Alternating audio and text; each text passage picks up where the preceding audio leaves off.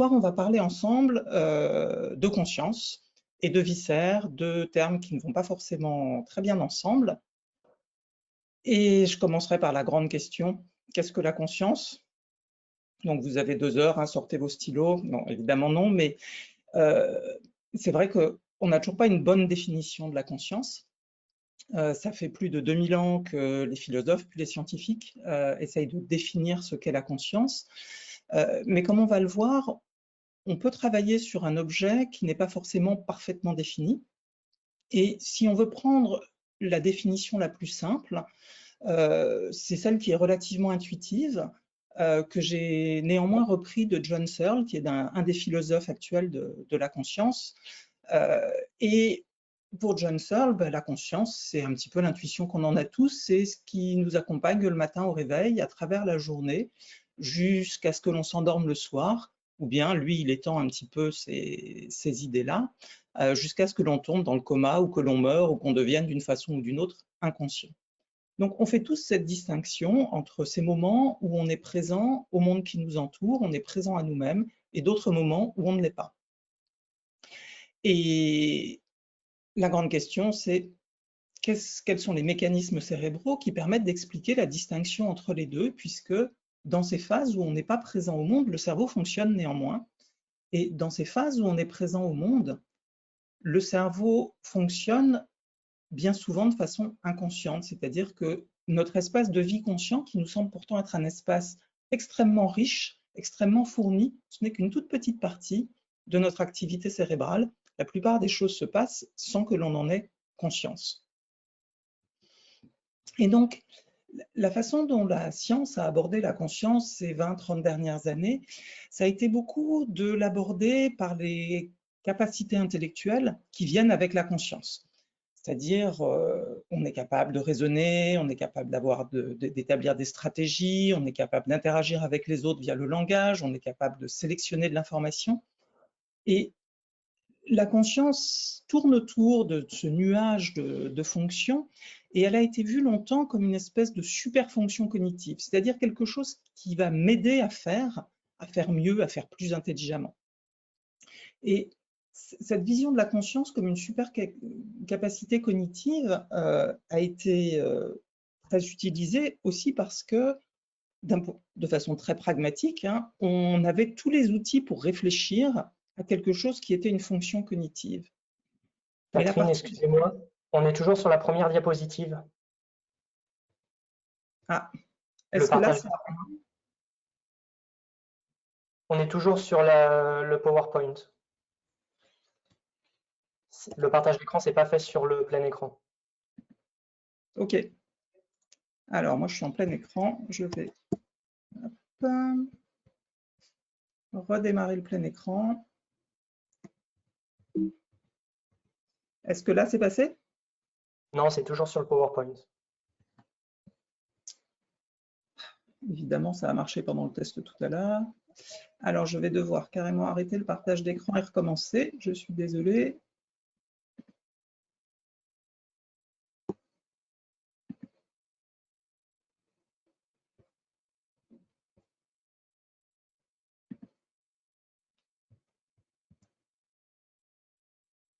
Est-ce que là, vous avez une autre diapo?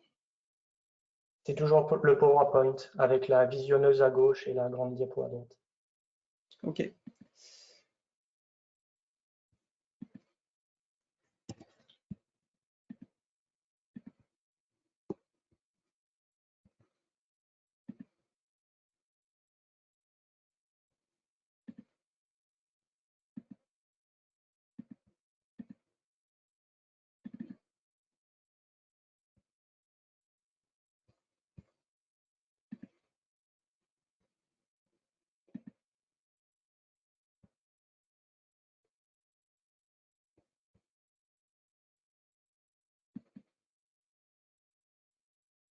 Voilà, maintenant c'est en plein écran.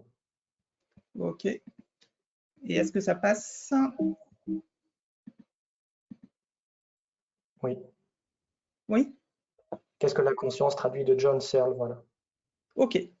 Donc, désolé pour ce problème qui, évidemment, ne s'est pas produit quand on a fait le test technique tout à l'heure. Donc cette notion de conscience assez intuitive, hein, qui est que c'est ce qui nous accompagne dans la journée, c'est finalement pas exactement ce qui a été étudié ces 20-30 dernières années, où on s'est plus concentré sur une conception très cognitive, très fonctionnelle de la conscience. Et il y a une autre dimension à la conscience qui est celle de l'expérience. Donc, qui est une dimension dont les philosophes ont énormément parlé. Hein, et donc, quand je dis expérience, ça peut être des expériences un peu exceptionnelles, hein, comme sauter en base jumping au-dessus d'une falaise, comme de goûter un merveilleux ispahan de Pierre Hermé, ou admirer une photographie d'un de mes photographes préférés, Nils Udo. Mais ce n'est pas forcément exceptionnel. Nos expériences conscientes de tous les jours, ça peut être une image de rue où on voit quelques pigeons qui picorent, et cette expérience est tout aussi consciente. Elle n'est pas forcément très intense, mais c'est une expérience consciente. Et cette dimension-là de la conscience, elle se définit par le fait qu'on a une expérience subjective, un ressenti. Cette expérience consciente me fait quelque chose, et cette dimension-là, très subjective de la conscience, c'est quelque chose qui commence à être étudié, mais c'est quelque chose qui est plus récent. Et c'est de cette dimension-là de la conscience que je vais vous parler ce soir. Et pour vous donner un exemple, je vais vous présenter une petite vidéo, parce qu'on a quelquefois l'impression que simplement le fait de voir, finalement, bon, qu'on voit comme ci ou comme ça, que l'on voit ceci ou cela, ça a assez peu d'importance. Et je vais vous présenter une petite vidéo d'un jeune garçon qui a un déficit de vision des couleurs. Et vous n'êtes peut-être pas au courant, mais il y a une société qui a développé des lunettes qui permettent de corriger certains déficits de vision des couleurs. Hein. Ça ne marche pas chez tout le monde, ça dépend de la cause, etc. Et là, dans la vidéo, vous allez voir l'enseignant de ce jeune garçon a aussi un déficit de vision des couleurs et a ses lunettes. Et là, il a décidé de les prêter à ce jeune garçon qui va donc découvrir les couleurs pour la première fois.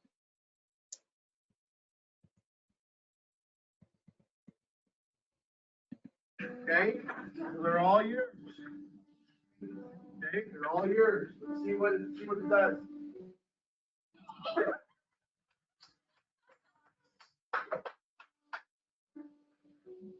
So what do you think then? Well, that's awesome. Hey, come here. Come here, dude. Oh, Mom's gonna be in there too. That is so awesome. I told you it's gonna be a little emotional. Et donc, cette découverte de la couleur pour ce jeune garçon, c'est en fait un moment très fort parce que c'est une réalité qu'on partage pour la plupart d'entre nous et que lui n'avait jamais ressenti, tout simplement. That is so cool.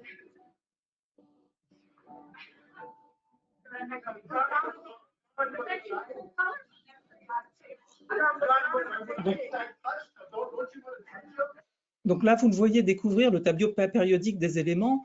Je pense que pour tout le monde, quand on a vu le tableau périodique des éléments, c'est pas vraiment quelque chose qui génère une émotion forte. Mais pour ce jeune garçon qui découvre ces couleurs pour la première fois, c'est une émotion forte. Et pour son professeur, c'est intéressant, il explique que le professeur explique que la première fois qu'il a vu ces couleurs, il a eu envie de les toucher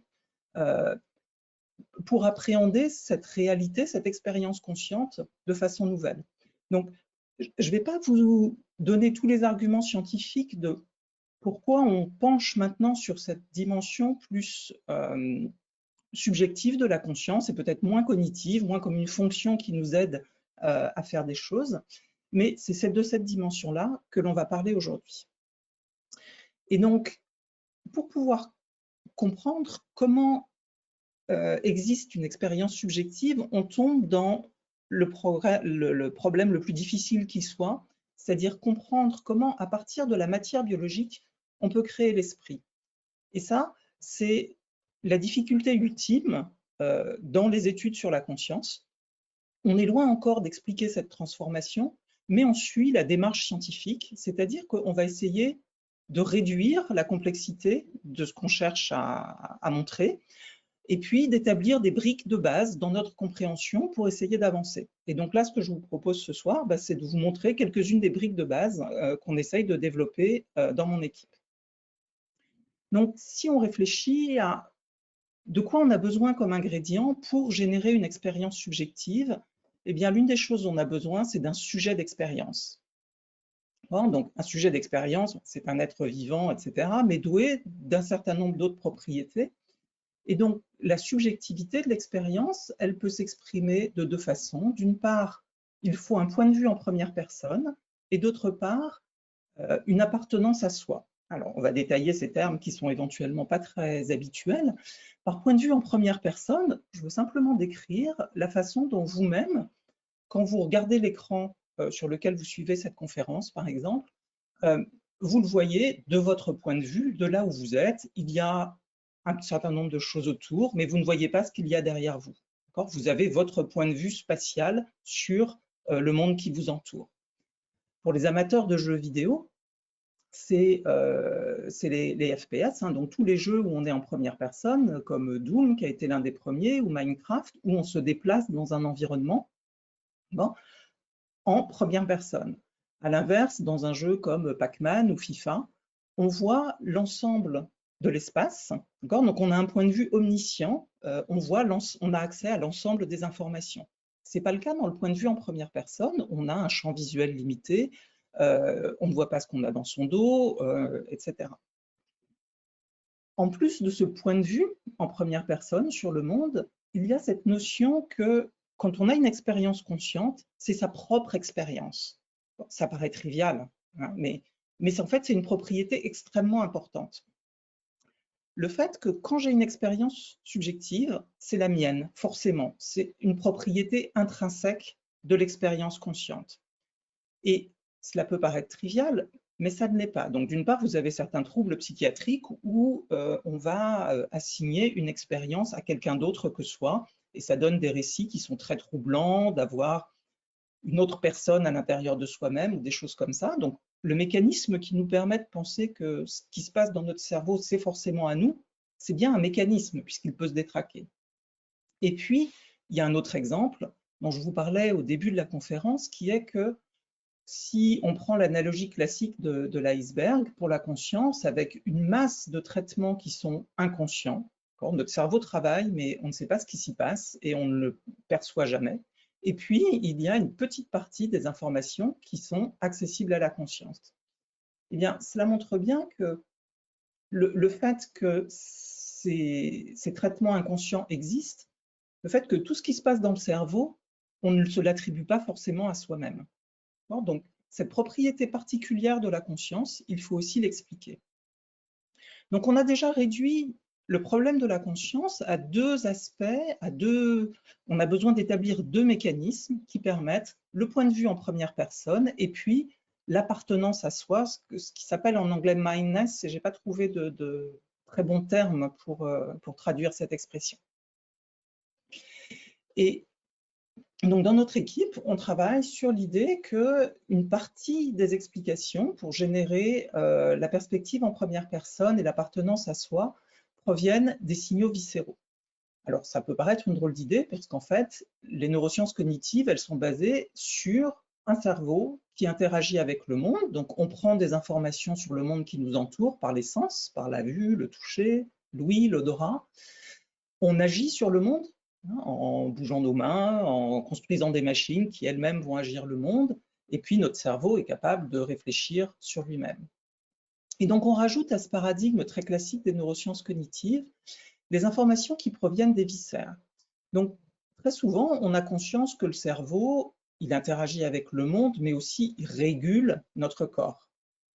Mais ce qu'on a tendance à oublier un petit peu plus, c'est que pour réguler, il faut en permanence prendre des informations. Et de ce point de vue-là, le cerveau et l'estomac sont deux organes qui sont particulièrement intéressants parce qu'ils sont en permanence actifs. Alors, pour le cœur, vous le savez bien, votre cœur bat en permanence, depuis toujours et jusqu'à votre mort. Il y a en fait un phénomène très similaire dans l'estomac qui produit un rythme électrique assez lent en permanence, et pendant la digestion uniquement, ce rythme entraîne les contractions musculaires. Mais ce rythme, il est présent tout le temps. Et le fait qu'on ait une flèche très grosse ici par rapport à l'autre correspond à une réalité biologique qui est que quand on regarde les nerfs qui couplent le cerveau et l'estomac, eh bien en fait 80% des fibres, elles sont dédiées aux informations qui proviennent des viscères vers le cerveau. Vous avez sûrement entendu parler aussi de ce qu'on appelle le deuxième cerveau, c'est-à-dire tout le système nerveux qui est autour du système gastro-intestinal et qui fait l'interface, là j'ai simplifié, mais qui fait l'interface entre l'estomac et le cerveau. Donc pourquoi ces signaux en provenance du cœur et de l'estomac, ils sont particulièrement intéressants? D'une part, ils sont toujours présents depuis des stades très précoces du développement embryonnaire jusqu'à la mort. Et ce sont des signaux qui sont intrinsèquement privés. C'est-à-dire que vous ne pouvez pas percevoir par les mêmes voies anatomiques l'information du cœur ou de l'estomac de quelqu'un d'autre. Donc, on voit ce lien avec le soi qui se dessine. Et puis, ce sont aussi des organes qui sont des organes vitaux et qu'il faut donc protéger et réguler. Et il y a une hypothèse qui est forte et qui existe depuis longtemps en neurosciences cognitives, que ces fonctions de protection et de régulation de l'organisme, c'est ce qui définit la base du soi, puisqu'on peut définir l'organisme comme étant la forme la plus biologiquement simple du soi qu'il faut protéger et réguler pour le maintenir en vie, et que toutes les autres formes du soi plus élaborées dérivent de cette forme ancestrale. Et donc, on a commencé à regarder un petit peu tout ça d'un point de vue expérimental. Et je vais d'abord vous présenter quelques résultats concernant l'estomac et le cerveau. Parce que là, en fait, quand on a commencé nos études, on ne savait strictement rien sur ce rythme gastrique lent de l'estomac. Est-ce que le cerveau reçoit ces informations? Est-ce que l'activité cérébrale est couplée à ce rythme lent? Et donc, on a regardé ça avec l'IRM fonctionnel, qui permet d'enregistrer un signal qui n'est pas directement le signal des neurones, qui est un signal qui correspond à l'oxygénation du sang. Mais l'idée qui est derrière, c'est que quand les neurones sont actifs, ça crée un appel pour plus de sang oxygéné, et c'est cela qu'on mesure. Et donc, on a cherché s'il y avait des régions cérébrales dont l'activité fluctuait avec le rythme de l'estomac. Et à notre surprise, on a trouvé un réseau très large et surtout un réseau avec des régions qui sont des régions sensorielles, mais pour les sens externes habituels. C'est-à-dire qu'il y a des régions du cerveau visuel qui sont modulées par l'estomac, des régions du cerveau du toucher, de l'audition, le cerveau de l'action, c'est-à-dire quand vous vous préparez à taper dans une balle, à cliquer sur votre téléphone, ces régions-là sont couplées au rythme de l'estomac. Et évidemment, quand on pense estomac, l'intuition qu'on a tous, et qui se traduit dans le langage courant par avoir un nœud à l'estomac en français ou en anglais avoir des papillons dans l'estomac, dans les deux cas, ça signale un état anxieux. Et donc, évidemment, on s'est demandé si ça avait un lien avec l'anxiété. Eh bien, parfois, la science contredit les intuitions. Pas du tout. En tout cas, chez de jeunes adultes, sans problème de santé particulier, qui sont les échantillons de population chez qui on a mesuré tout ça, ni les paramètres du rythme gastrique, ni le couplage entre l'estomac et le cerveau ne semblent reliés à l'anxiété. Là encore, on est chez une population de jeunes adultes qui n'ont pas de problème de santé. Ça peut être différent chez des patients, par exemple. Mais je vais surtout vous parler de la réponse du cerveau au battement cardiaque. Donc, quand on étudie le cerveau humain, en général, on n'a que des enregistrements non invasifs. Donc là, je vous présente une magnétoencéphalographie. C'est un petit peu l'électroencéphalographie du XXIe siècle, qui permet de mieux voir que l'électroencéphalogramme, mais c'est le même genre d'idée. Là, on voit vraiment l'activité électrique des neurones. Et donc, si on présente un stimulus visuel, donc une image d'âne par exemple, à un sujet humain et qu'on mesure l'activité électrique du cerveau, on a un tracé relativement bruité, il ne faut pas se leurrer. Mais si on répète ça un certain nombre de fois et puis qu'on superpose toutes ces traces et qu'on les moyenne, on voit émerger une réponse transitoire qui est la réponse du système visuel à l'image de cet âne. Eh bien, on peut faire la même chose, mais cette fois-ci, au lieu de présenter un âne, on regarde comment le cerveau répond à un battement cardiaque. Donc, à chaque contraction cardiaque, on a de l'activité cérébrale, et puis les battements cardiaques se répètent très naturellement, et on peut enregistrer la réponse transitoire. Donc cette réponse évoquée par le battement cardiaque, elle a été observée pour la première fois dans les années 1980 dans le laboratoire de Chandry. Et puis c'est quelque chose qui a été un petit peu oublié, mais qui est à nouveau très étudié, puisque c'est vraiment comment le cerveau regarde, d'une certaine façon, comme le cœur battre. Et donc la question, ce qu'on s'est posé, c'est est-ce qu'on peut mesurer cette réponse et regarder si elle varie en fonction du soi et de la conscience de façon plus générale. Donc je vais vous présenter quelques exemples des travaux qu'on a pu faire. Donc par exemple, ce qu'on appelle une expérience de pensée interrompue, qui est une expérience où on demande simplement aux gens de regarder un point au milieu d'un écran pendant des temps assez longs. Donc c'est l'expérience la plus ennuyeuse au monde pour nos participants. Et donc, évidemment, on se met à penser à autre chose. On se met à penser à la liste de courses, au fait qu'il va falloir rentrer, que cette expérience est longue et ennuyeuse, que le fauteuil n'est pas si confortable, etc. Et puis, de temps en temps, on envoie ces petits points blancs au sujet, et là, on lui demande de se souvenir de ce à quoi il pensait, et puis de juger de s'il pensait à lui-même, ou bien de s'il était engagé dans une action. Par exemple, si je pense « oh, il faut que j'aille faire mes courses », je pense à ma liste de courses, mais je suis engagé comme sujet dans l'action. Si je pense j'ai froid, bah là je pense à moi-même parce que c'est moi qui ai froid et je pense au fait que j'ai froid. Et donc on demande aux gens de coter cela et puis on regarde ce qui s'est passé pendant la pensée elle-même, selon que le rapport au soi était élevé ou faible dans la pensée du moment. Et on a trouvé que la réponse au battement cardiaque, qui est symbolisée ici, est plus grande quand le rapport au soi de la pensée est élevé. Ou alors, on a pu demander aussi à des sujets de s'imaginer soit eux-mêmes dans un scénario un petit peu improbable, comme caresser un tigre, ou bien une personne qu'on avait définie à l'avance, qui était une personne proche, sans être trop proche non plus. En général, c'était une amie, mais pas sa grande sœur ou quelque chose comme ça. Également dans un scénario un petit peu improbable pour éviter les effets de familiarité. Et on regardait pendant l'imagination ce qui se passait. Et là encore, quand les gens s'imaginent eux-mêmes, la réponse au battement cardiaque est plus forte que quand ils imaginent quelqu'un d'autre. Donc ceci nous suggère qu'effectivement, la réponse au battement cardiaque, la façon dont le cerveau regarde le cœur battre, a quelque chose à voir avec le soi. Et ici, on est sur des formes de soi déjà un petit peu élaborées, que ce soit dans les pensées spontanées ou en distinguant entre soi-même et quelqu'un d'autre. On a trouvé le même genre de choses dans des expériences beaucoup plus simples où le soi n'est pas évident. Ce qu'on appelle les expériences de détection au seuil, où là, on présente un point au sujet, puis quand les gens fixent bien ce point-là, le point devient rouge.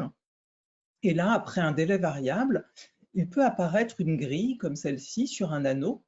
Donc ici, je vous l'ai représentée de façon relativement bien contrastée pour que vous puissiez tous la voir, mais elle était à peine visible. Et puis, après un nouveau délai, on demandait aux gens s'ils avaient vu quelque chose ou pas. Évidemment, il y avait des essais avec un stimulus et puis d'autres essais sans stimulus. Et on s'est intéressé à ce qui se passait quand il n'y avait pas d'image, avant l'apparition de cette grille. Est-ce qu'on est plus ou moins préparé à avoir une expérience subjective?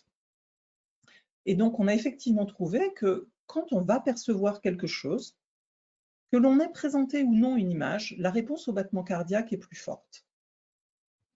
Et dans une expérience de vision au seuil, ce sur quoi on se fonde, c'est ce que nous dit le sujet. Le sujet nous dit « j'ai vu quelque chose » ou « je n'ai rien vu ». Et en fait, ce rapport subjectif, j'ai vu le stimulus, quand on le décortique un petit peu, on voit bien que c'est une combinaison entre le jeu, le sujet de l'expérience, et puis le traitement de l'information visuelle. Alors c'est certainement un petit peu plus compliqué que cela en vrai, mais notre expérience suggère quand même qu'on a ici l'expression dans le cerveau du jeu, du sujet de l'expérience, qui est plus ou moins prêt à avoir une expérience, justement. Et puis ce qui va se passer ensuite, le traitement de l'information visuelle.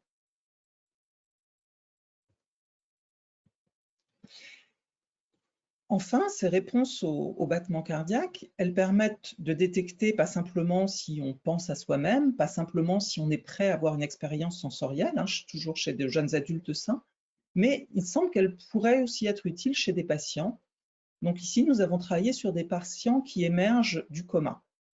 Et donc, après une phase aiguë de coma, les patients, le plus souvent, heureusement, se réveillent, mais il arrive parfois qu'ils restent dans un état où il y a des alternances jour-nuit, c'est-à-dire des moments où les patients vont être plus agités, des moments où clairement ils dorment, mais pour autant, on ne sait pas s'il y a une conscience chez ces patients. Et ce sont des cas extrêmement compliqués. Vous vous souvenez certainement d'avoir vu dans la presse l'affaire Vincent Lambert, qui a duré extrêmement longtemps, parce que le diagnostic est horriblement difficile et pose des cas difficiles aux médecins et aux familles. Ici, nous avons travaillé avec nos collègues de Liège, en Belgique, pour essayer de regarder si la réponse au battement cardiaque permettait de détecter la conscience. Alors, comment on détecte la conscience chez ces patients? Il y a un cas qui est relativement simple. Ce sont les patients qui présentent, même si c'est par intermittence, une communication intentionnelle. Alors, ils ne vont pas parler, évidemment, mais il arrive que si on leur demande de serrer la main, ils serrent la main, ou si on leur demande de déplacer les yeux d'un côté, ils déplacent les yeux d'un côté, et on prend ça comme un signe de communication intentionnelle en réponse à une consigne, ou bien d'une communication intentionnelle qui semble adaptée à l'environnement. Si le patient présente ce type de signe, alors il est considéré conscient. Par contre, s'il ne présente pas ce type de signe, cela peut être pour plein de raisons. Ça peut être parce que le patient n'est pas conscient, mais ça peut être parce que le patient est paralysé, ça peut être que le patient ne comprend plus bien le langage et donc n'a pas compris la consigne, ça peut être parce que le patient est fatigué et n'a pas le courage de suivre les consignes, tout simplement. Et donc, mes collègues de Liège sont les seuls au monde à avoir cette mesure du métabolisme cérébral, c'est-à-dire qu'ils prennent une mesure qui permet de savoir dans quelle région le cerveau consomme beaucoup de glucose. Donc, vous savez que le glucose, donc cette forme de sucre qui est utilisée dans tout l'organisme, c'est le carburant du cerveau. Et vous voyez ici en rouge les régions frontales et occipitales qui sont les plus grosses consommatrices chez un patient conscient de glucose. Et chez un patient non conscient, ce métabolisme est altéré. Mais ceci n'est possible qu'à Liège, en Belgique, et puis c'est un équipement qui coûte cher, tous les hôpitaux ne pourront pas s'équiper de cela, et puis surtout, tous les patients ne peuvent pas aller dans cet appareil. Donc ici, il s'agit d'une mesure qu'on peut faire au lit du patient, de mesurer l'amplitude de la réponse au battement cardiaque. Et ce qu'on a vu sur un échantillon de patients, c'est qu'on a pu, en regardant la réponse au battement cardiaque des patients, reproduire le diagnostic obtenu en PET, c'est-à-dire savoir si le patient est conscient ou non conscient, y compris pour ces patients qui sont manifestement conscients d'après les mesures neuronales, même s'ils ne présentent pas un comportement qui indique la conscience. Alors attention, il s'agit ici d'une première preuve de concept réalisée sur un petit échantillon de patients et qui doit faire ses preuves avant de pouvoir être utilisée en routine clinique. Et donc enfin, avant de passer à une séance un peu plus interactive et de répondre à vos questions, je voudrais revenir sur pourquoi il est important de mieux définir la nature de la conscience. C'est pas juste que c'est un problème fascinant, c'est bien sûr une des motivations pour nous quand on y travaille tous les jours, mais c'est aussi une notion qui a énormément de conséquences. On l'a vu avec les patients, l'Organisation mondiale de la santé a une définition de la mort, et cette définition de la mort, c'est que la mort se produit lorsqu'il y a perte permanente de la capacité de conscience et perte de toutes les fonctions du tronc cérébral. Donc, cette présence ou cette absence de capacité de conscience, elle a un impact très fort pour définir la vie et la mort. De façon peut-être un peu moins dramatique, la définition de la conscience, elle est importante pour l'évolution de notre société. Parce que si un organisme a des expériences subjectives, alors il doit avoir des droits. Et ça se traduit dans deux grands domaines. La question de la conscience animale, qui évidemment a énormément à laquelle on ne sait toujours pas répondre, hein, mais si on pouvait répondre avec des arguments scientifiques fiables à la question de la conscience animale, et ce pour différentes espèces, y compris des espèces dont le système nerveux est progressivement de plus en plus éloigné du nôtre, cela aura évidemment des conséquences sur comment on se comporte vis-à-vis des animaux. Et puis, il y a la question de la conscience artificielle, avec l'intelligence artificielle qui essaye de plus en plus de donner une apparence de conscience à ses agents.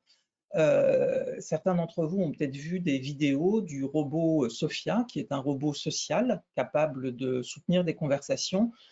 Alors, Sophia ne marche pas encore très bien, hein, on ne va pas se mentir, et c'est plutôt une expérience un peu désagréable que de la regarder interagir. Mais je vous conseille d'aller voir ces vidéos parce que c'est déjà un robot social un petit peu ancien et c'est un domaine qui évolue extrêmement vite. Mais il n'y a pas que la conscience artificielle issue de l'intelligence artificielle et de la robotique, il y a aussi ce qui provient de la biologie, puisqu'on commence à savoir générer pas des cerveaux complets, mais des tissus cérébraux. Et il y aura bien un moment où il faudra se poser la question de est-ce qu'un morceau de tissu cérébral peut être conscient ou non. Et donc là, il y a des enjeux éthiques et qui peuvent engager profondément notre société. Voici, avant de conclure, je voudrais remercier énormément de gens, et en particulier les personnes de mon équipe dont j'ai présenté plus que brièvement le travail ainsi que les collaborateurs extérieurs. Et puis si notre travail scientifique est financé hein, par des différents organismes français, européens ou internationaux, la Semaine du cerveau, elle est financée pour l'instant par la Société des neurosciences, donc par les cotisations des chercheurs.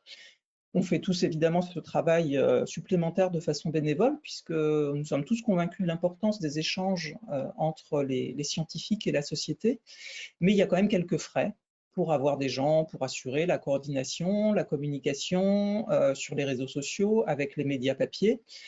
Et donc, pour ceux qui en ont la possibilité, si vous pouvez soutenir financièrement, n'hésitez pas à le faire sur le site de la Semaine du cerveau. Voilà, je vous remercie toutes et tous de votre attention et je suis prête pour la séance de questions. Alors, nous avons tout d'abord une question de Kaina qui demande comment est-ce que l'on connaît l'existence du rythme du cœur et le rythme de l'estomac? Comment est-ce qu'on l'enregistre en pratique? D'accord. Alors, c'est des très bonnes questions. Donc, pour le rythme du cœur, je pense que simplement quand vous posez votre main sur la poitrine, vous sentez le cœur battre.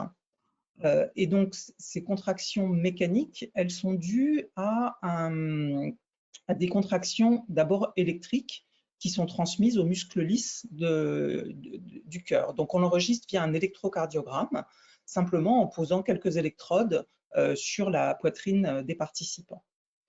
Pour le rythme de l'estomac, donc c'est quelque chose qui a été trouvé plus récemment en fait, hein, c'est des découvertes qui datent des années 1970.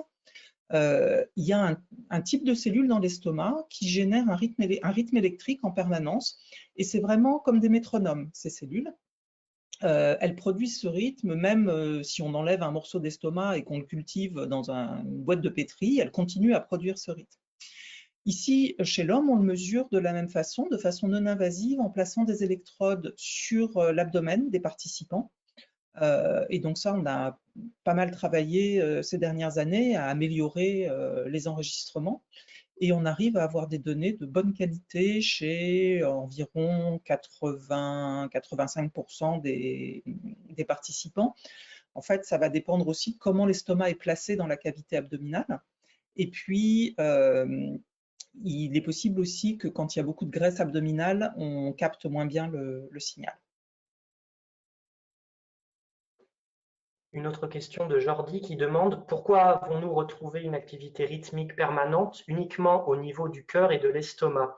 Est-ce que la raison est qu'on n'a pas encore pu enregistrer sur d'autres organes qui seraient plus profonds comme le rein, le pancréas ou le côlon? Alors, ce sont d'excellentes questions à nouveau. Donc, pour l'activité électrique, on sait qu'il y a une activité électrique tout le long du système gastro-intestinal qui est générée en permanence, mais pendant la digestion, les muscles se synchronisent avec cette activité électrique et ça permet aux muscles de se contracter progressivement du haut vers le bas pour pousser la nourriture dans le bon sens. Il y a certainement d'autres, il est tout à fait possible qu'il y ait d'autres organes impliqués. J'ai des collègues aux États-Unis qui ont fait un très beau travail récemment pour montrer que le rein, par exemple, est très fortement connecté avec ces régions motrices où on a trouvé aussi que l'estomac était connecté chez l'homme. Donc eux, ils ont travaillé chez le singe.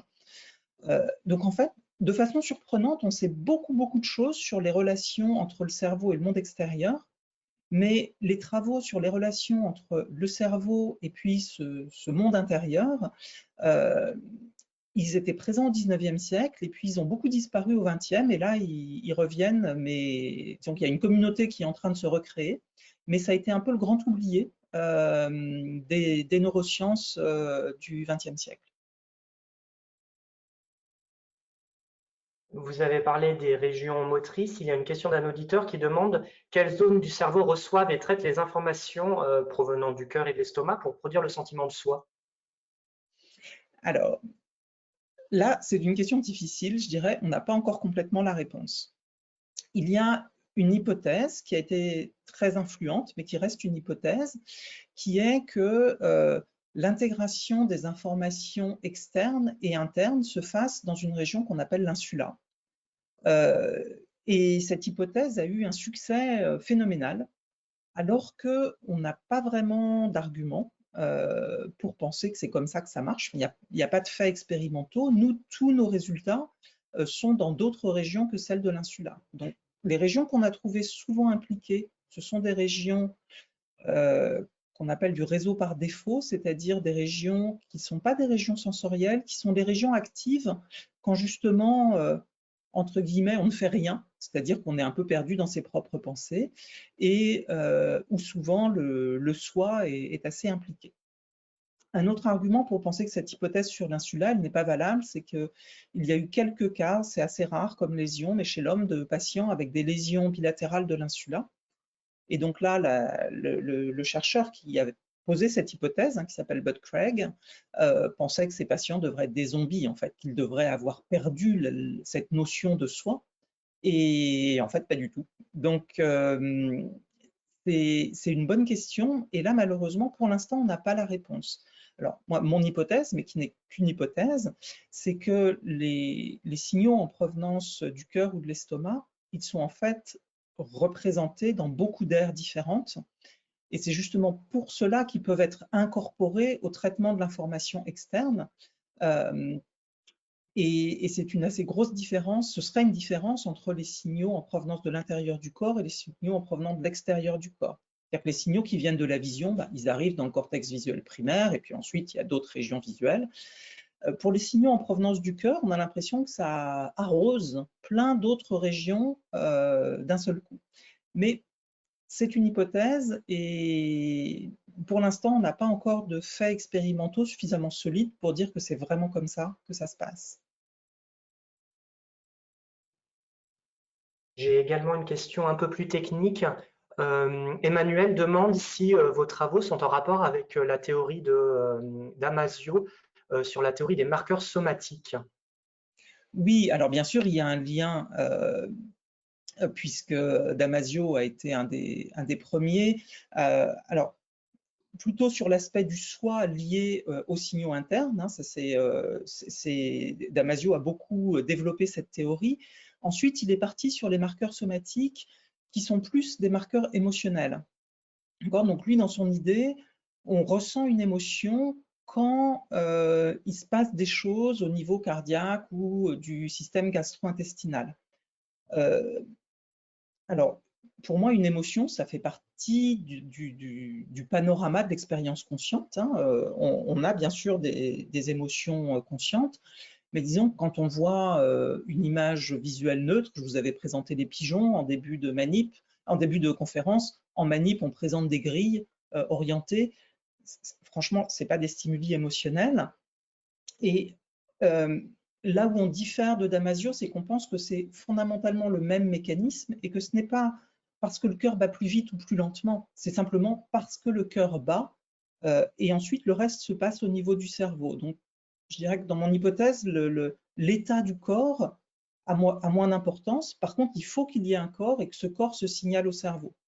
Par contre, qu'il signale un rythme rapide, un rythme lent, on n'a pas trouvé que ça avait d'effet.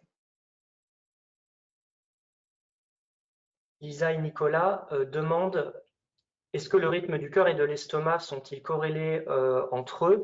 Et est-ce qu'il y a une liaison directe entre le cœur et l'estomac qui ne passerait pas par le cerveau cette fois-ci? Alors, c'est à nouveau une excellente question. Et à mon grand chagrin, parce que ce n'est pas la première fois que j'ai cette question, ben, en fait, on ne sait pas. Alors, sur les corrélations entre les deux, on pourrait regarder, mais on ne l'a pas fait par manque de temps, de monde, etc. Sur des voies directes, oui, il est tout à fait possible qu'il y ait des voies directes, ou en tout cas des voies qui ne passent pas. Toutes les régions cérébrales que je vous ai montrées, ce sont des régions corticales, donc du cerveau dit le plus évolué. Il est possible qu'il y ait des liens soit directement entre le système nerveux cardiaque, puisque le cœur a son petit système nerveux, et puis le système nerveux entérique, hein, donc celui de l'estomac et de l'intestin. Il est tout à fait possible qu'il y ait des liens directs, ou alors qu'il y ait des liens qui passent par des structures cérébrales un petit peu intermédiaires, comme celle du tronc cérébral, c'est-à-dire des structures sous-corticales que l'on considère en général non accessibles à la conscience. Donc en fait, l'idée, c'est qu'il puisse y avoir une première boucle qui n'ait rien à voir avec la conscience et qui soit uniquement de la régulation simple, je dirais, et puis qu'il y ait une boucle additionnelle qui passe par le cortex et qui, elle, ait quelque chose à voir avec la conscience. J'ai également une question qui demande, est-ce qu'il y a des troubles, des pathologies qui sont secondaires au fait qu'il y a une désynchronisation entre ce rythme cardiaque, ce rythme de l'estomac et ce qui se passe au niveau du cerveau? Est-ce qu'il y a des implications en pathologie de ce que vous décrivez? Alors, pour l'instant, on ne sait pas. Ça fait partie, bien sûr, des choses qu'on souhaite explorer dans le futur. Et ce que l'on sait, par contre, c'est ce qu'on appelle des troubles somatoformes, c'est-à-dire où clairement un problème, par exemple, de rumination dans la dépression va éventuellement se traduire par une douleur corporelle et très souvent dans le système digestif. Et ça, c'est quelque chose qu'on souhaite explorer. D'abord parce que ça permettrait de donner une base mécanistique à ces troubles et donc potentiellement derrière de mieux aider les patients. Il y a un certain nombre de pathologies psychiatriques où il y a à la fois des troubles de l'humeur, des troubles de la pensée avec des pensées intrusives par exemple, ou des ruminations, et puis des troubles de l'interoception, c'est-à-dire des perceptions relativement anormales de l'état corporel. Alors ça, c'est une constatation clinique. Pour l'instant, on n'a pas encore mesuré, mais là, il y a des projets qui commencent et on espère effectivement pouvoir préciser cela dans le futur. Et ça fait partie de pistes de recherche où il y a plusieurs équipes dans le monde qui s'intéressent très sérieusement à cette hypothèse. Jordi et Thomas demandent, est-ce qu'il existe des traitements médicaux qui mettent en pratique vos recherches? Et concrètement, qu'est-ce que ça change pour nous d'un point de vue sur notre santé, sur notre manière de vivre au quotidien? Est-ce que ça a des impacts au quotidien, vos recherches? Alors, c'est pas forcément facile de répondre à la question parce que un impact au quotidien, votre conscience, elle marche très bien sans mes travaux. Donc l'impact, il est uniquement dans la compréhension des mécanismes. Donc ensuite, de comprendre les mécanismes, ça a un impact pour éventuellement aider dans certaines pathologies, comme je le mentionnais dans les réponses à la question précédente. Dans les autres pistes, mais là c'est encore plus éloigné parce qu'il y a plein d'autres facteurs qui jouent, c'est aussi le lien entre la santé cardiovasculaire par exemple et la santé mentale. On sait qu'il y a un lien, ça peut faire partie des bénéfices de l'exercice physique. Mais là encore, on ne sait pas, l'exercice physique fait plein de choses en fait, hein. Il va modifier l'oxygénation des tissus, et si ça se trouve, l'oxygénation des tissus suffit entièrement à expliquer les bénéfices de l'exercice physique sur la santé mentale. Mais il est possible aussi que, en renforçant les contractions cardiaques et l'efficacité du muscle cardiaque, on modifie la réponse cérébrale au battement cardiaque. Mais ça, on ne le sait pas. Et c'est quelque chose c'est assez difficile de séparer les deux aspects. Ensuite, en termes d'implication pratique beaucoup plus générale, c'est sur la nature même de la conscience.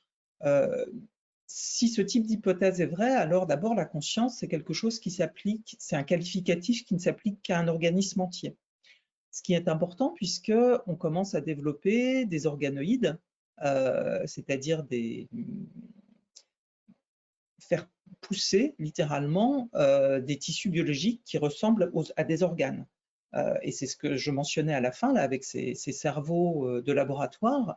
Donc pour l'instant, on est très loin d'avoir un cerveau complet, mais la question pourrait se poser à un moment de savoir si ce cerveau créé en laboratoire est conscient. Donc ça paraît un peu de la science-fiction pour l'instant, mais bon, l'expérience montre qu'il vaut mieux commencer à réfléchir avant que la question se pose vraiment. Si nos travaux et ceux d'autres équipes hein, sont confortés à l'avenir, ça suggère que la conscience n'existe qu'au niveau d'un organisme relativement complet et pas au niveau uniquement d'un cerveau. Manuel demande si vous aviez étudié les modifications des rythmes viscéraux en fonction des états émotionnels.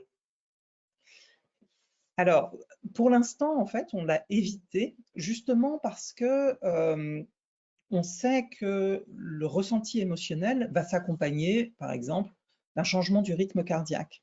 Ce qui fait que du coup, on ne sait plus bien ce qui appartient au cœur, ce qui appartient au cerveau, etc. Donc, on s'est justement plutôt focalisé sur des moments où le rythme cardiaque est stable, où les paramètres cardiaques globalement sont stables, ce qui nous permet de regarder uniquement ce qui se passe au niveau cérébral. C'est parce qu'il faut bien commencer quelque part, hein, et ça fait partie des projets qu'on souhaite mener à l'avenir, c'est d'aller un peu plus loin dans cette dimension émotionnelle où on a à la fois des phénomènes cérébraux et des phénomènes périphériques, c'est-à-dire qui se passent dans le cœur ou dans le système gastro-intestinal. Mais pour l'instant, on ne l'a pas fait. Si vos recherches suggèrent que le rythme de l'estomac est important et participerait à l'émergence du soi et de la conscience, alors qu'est-ce qui se passe chez les personnes à qui on enlève l'estomac pour des raisons médicales, par exemple un cancer, ou auxquelles chirurgicalement on enlève l'estomac? Est-ce que ça aurait des conséquences sur la conscience? Alors, tout à fait. Donc, pour l'estomac, il y a un programme qui démarre en Grande-Bretagne, exactement sur cette question, puisqu'il y a certains cas de cancer de l'estomac pour lesquels il y a un risque génétique connu. Et donc, ce sont des, on ne peut pas dire patients, ce sont des personnes saines, mais qui ont un tel risque de cancer de l'estomac qu'on leur propose de leur enlever l'estomac alors que tout va bien. Et dans ce programme, effectivement, l'une des choses qui va être étudiée, c'est le avant-après.